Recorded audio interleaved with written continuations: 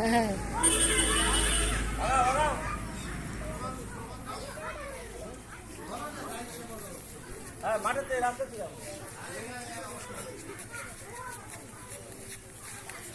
যেটা বলবো সবাই বলবে। হ্যাঁ,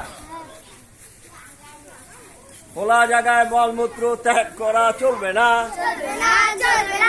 যেখানে সেখানে মলমূত্র ত্যাগ করা চলবে না। পরিষ্কার রাখতে হবে।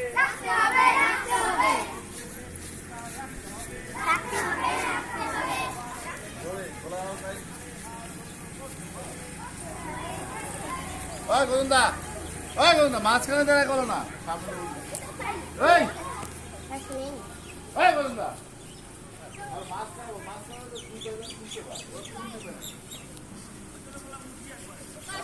Good.